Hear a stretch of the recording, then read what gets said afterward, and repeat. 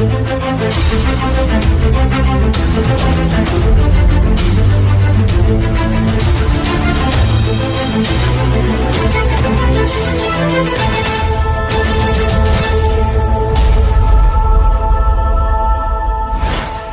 everyone!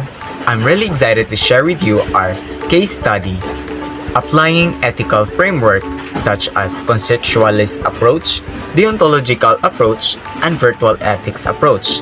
This is prepared by Group 3 from Bat3C. First, we're gonna tackle about the scenario overview. Good day everyone, so my name is Giselle Anguniegas and I am introducing to you our scenario overview. A pharmaceutical company has developed a new drug that can cure a rare and deadly disease. The drug is very expensive to produce and the company has to decide on a price.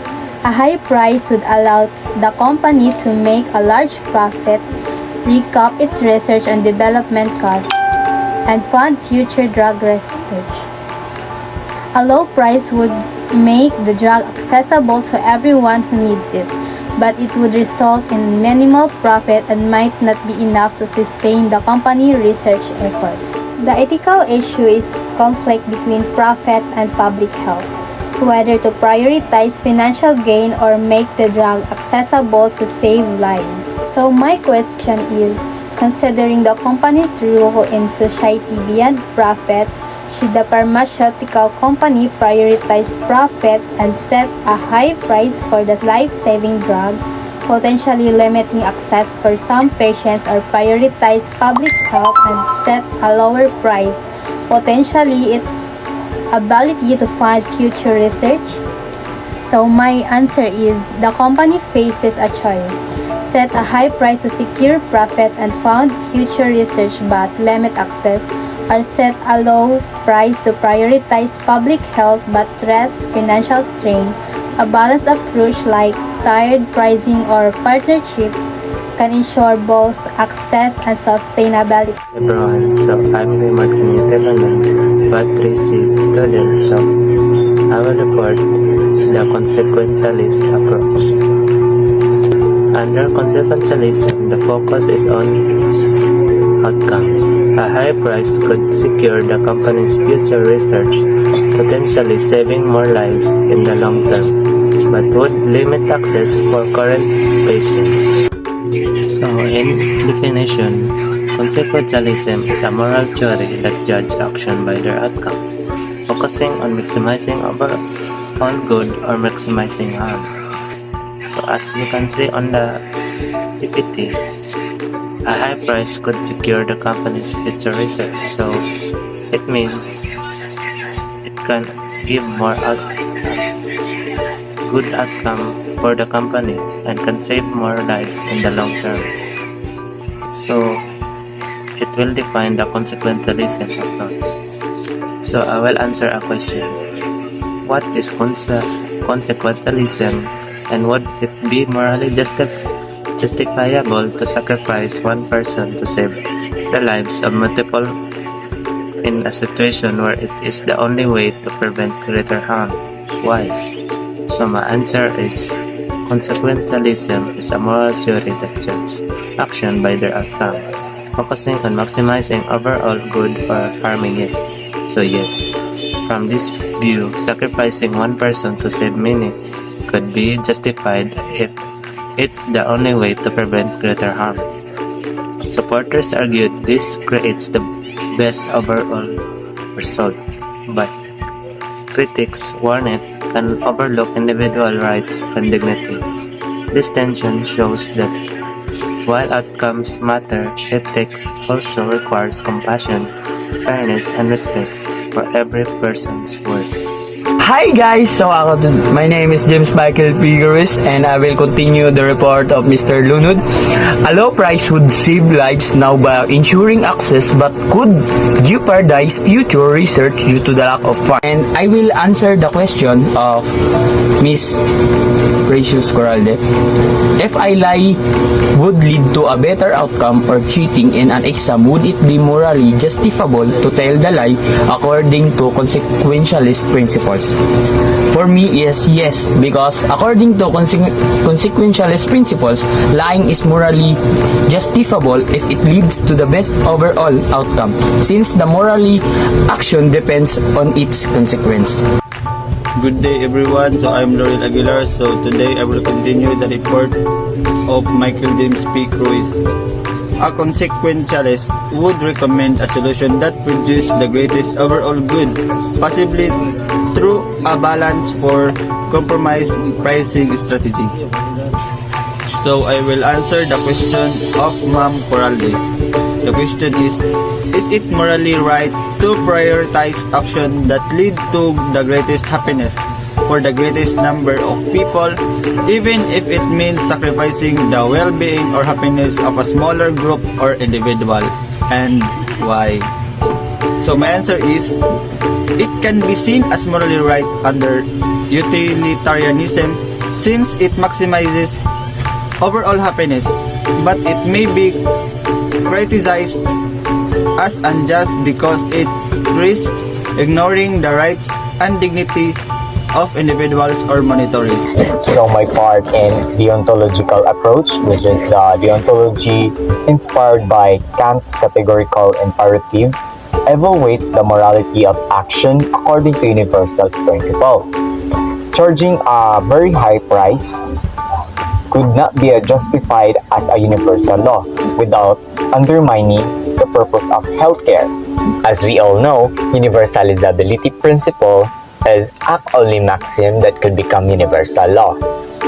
That means we should only do things that we think everyone else should do. If the pharmaceutical company set to maximize their profit over to save lives, it will gonna undermine the purpose of providing health care because it will be unavailable to those who can afford it. There's a question that I will answering. What is deontological approach? Would it be morally wrong to tell a lie, even if telling the truth would lead to harm or negative consequences for someone? A deontological approach asserts us the wrongness and the rightness of our behavior or towards to other person. So, if our behavior towards to other person is morally right or morally wrong, that means we should only do things that we think everyone else should do. Just like, would it be okay if everyone did this? Everyone did lie, everyone did morally wrong. So if the answer is no, don't do it. Have a pleasant morning, everyone. I am Jacqueline Orebilio, adding reporting about deontological approach. So, treating patient merely as a mean to profit disrespect their dignity and rights. Acting as a members of a moral community, the company should honor its duty to respect all rational beings, patient, researchers, and shareholders by finding a price that upholds fairness and human dignity, regardless of the consequences. According to the deontological approach, healthcare companies should prioritize human dignity and fairness over profit by setting prices that respect the rights of all stakeholders, especially patients. Treating patients as a mere sources of revenue is unethical. Instead, companies should balance the interests of patients, researchers, and shareholders to ensure healthcare accessibility and equity, even if it means reduced profits. Here my question: is it morally justifiable to prioritize adhering to a moral rule or duty, even if doing so would lead to a less desirable outcomes compared to violating the rules? The answer is yes. From a deontological perspective, it is morally justifiable to prioritize adhering to a moral rule or duty, even if the outcome seems less desirable, because morality is grounded in principles, not consequences. For example, imagine a doctor who refuses to lie about a patient test result, even though telling the truth may cause the patient distress. According to deontology, the doctor's duty to be honest respect the patient's dignity and right to know the truth. While lying might seem to bring short-term comfort, it undermines trust and violates the universal moral principle of honesty, which is essential for ethical medical practice. So hi guys, I'm Jennifer Bibanol and my assigned topic is all about virtue ethics approach. So virtue ethics approach emphasizes cultivating a good moral character by developing virtues like honesty, courage, and justice rather than focusing on rules or consequences. So I will be answering the question of Miss Precious. How did Aristotle define golden mean? Then cite a scenario that clearly show a golden mean works. So Aristotle defined the golden mean as the balance between two extremes, excess and deficiency, where true virtues is found. It means practicing moderation and choosing the middle way that leads a good character. Example of scenario: courage is golden mean between bravery and carelessness. A soldier who runs away shows bravery, while one who rushes into danger without thinking is carelessness. The virtuous soldier is courageous, brave enough to face danger, but wise enough to act with caution. Virtue ethical, theory that focuses on the development of good character traits. There are four aspects. First, character-centered. Emphasize the importance of developing virtue such as compassion, honesty, and fairness. Second, virtue as habits.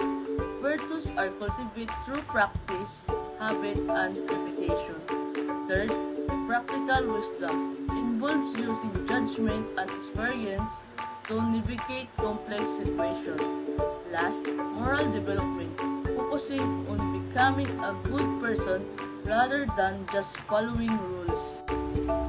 Question: can someone be considered virtuous if they perform good action out of habit or obligation, rather than a genuine desire to do good? My answer is, while action performed out of habit or obligation can still have positive outcomes, whether someone is considered truly virtuous depends on the underlying motivation and consistency if there's action. True virtue, according to many ethical theories, required a genuine desire to do good and consistent moral character.